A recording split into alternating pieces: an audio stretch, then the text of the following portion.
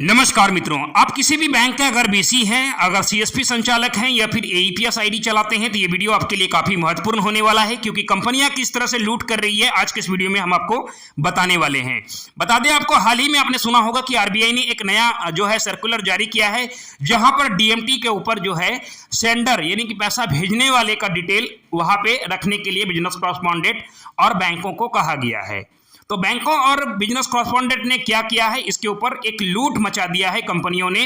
तो कैसे लूट कर रहे हैं ये आज के वीडियो में हम लोग समझने वाले हैं। तो चलिए वीडियो को इन तक आप देखते रहिए। अभी तक सब्सक्राइब नहीं किया तो प्लीज आप सब्सक्राइब जरूर करिएगा। एईपीएस संबंधित, सीएसपी संबंधित, ऑनलाइन संबंधित अगर आप काम करते हैं तो इस चैनल को जरूर सब्सक्राइब करिएगा और आपकी क्या राय है नीचे कॉमेंट में जरूर दीजिएगा।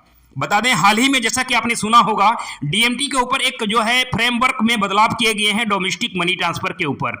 चाहे आप किसी भी कंपनी का एईपीएस आईडी चला रहे हो या फिर एक बैंक बीसी हो तो पर भी आप मनी ट्रांसफर पर सेम रूल से गुजरना पड़ेगा क्योंकि आरबीआई ने ऐसा रूल जारी किया है। हाल ही में जो है जो कहा गया है सेंडर यानी कि पैसा भेजने वाले, और एक होता है रिसीवर। रिसीवर होता है पाने वाले और सेंडर होता है भेजने वाले।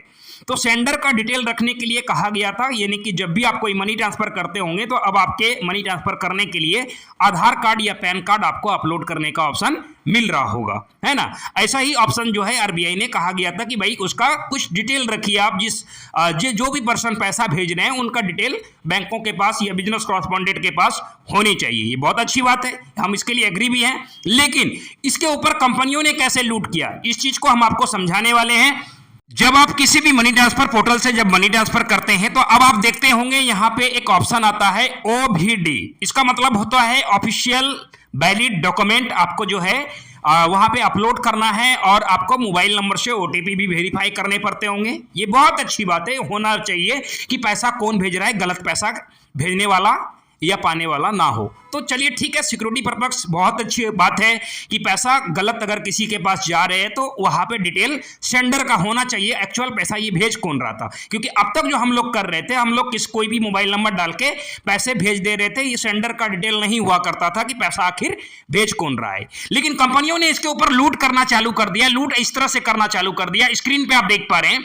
यहां पर देखिए, यहां पे आधार कार्ड या पैन कार्ड अपलोड करिए तभी आप पैसा भेजेंगे, ये तो सही है। लेकिन कंपनियों ने क्या किया, यहां पे आधार कार्ड पैन कार्ड कलेक्ट करिए आप बिल्कुल सेंडर का, हाँ वो डाटा आपको लेना जरूरी है।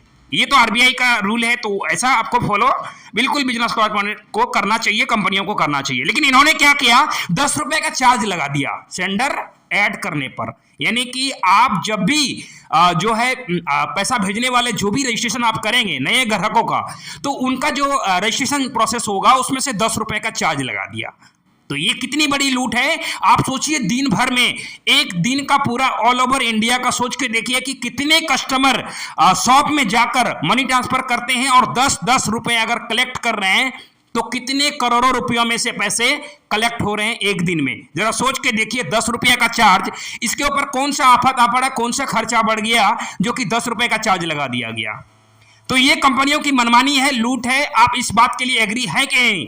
आप नीचे कमेंट में रिटेलर बंधु और कस्टमर जरूर भेजिए आपकी क्या राय है, ताकि कंपनी, विभिन्न कंपनियों जो अलग अलग चार्ज लगा के बैठे हैं, इन कंपनियों को भी मालूम चले कि ये जो लूट है ये सरासर लूट है। आरबीआई ने सर्कुलर में आप स्क्रीन पे देख पा रहे हैं, कहीं भी ऐसा नहीं कहा है कि आप केवाईसी जो है फंड ट्रांसफर करने वाले का जब आप कराएंगे तो 10 रुपए का चार्ज ले लीजिए, ऐसा कहीं कोई जिक्र नहीं है। सर्कुलर में इस तरह का कोई भी चार्जेस लेने के लिए नहीं कहा गया है। लेकिन कंपनियों ने मनमानी क्या किया कि 10 रुपए का वहां पे चार्जेस लगा दिया गया सेंडर ऐड करने के लिए। जब आप किसी को पैसे भेजेंगे तो वहां पे मोबाइल नंबर और जो आधार पैन जो भी अपलोड करेंगे उसके बाद एक रजिस्ट्रेशन पे 10 रुपए का चार्जेस आपको पे करना होगा।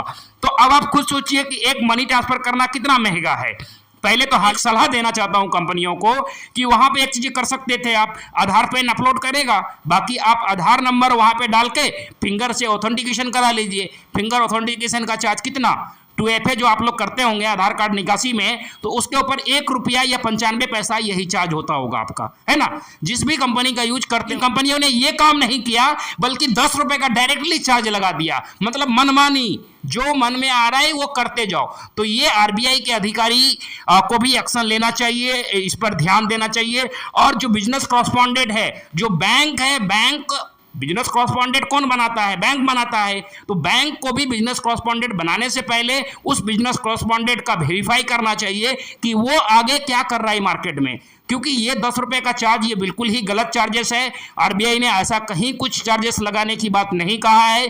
अगर लगाना ही था तो वहां पे आप 2FA की तरह आधार ऑथेंटिकेशन करा लेते तो वो भी सही था, 1 रुपए का खर्चा पड़ता हमारे रिटेलर को, हमारे ग्राहक को, लेकिन यहाँ पे आपने 10 रुपए का चार्ज लगा दिया है। तो ये एक सरासर लूट है। आपकी क्या राय है नीचे कमेंट में जरूर बताइएगा। वीडियो देखने के लिए बहुत बहुत धन्यवाद।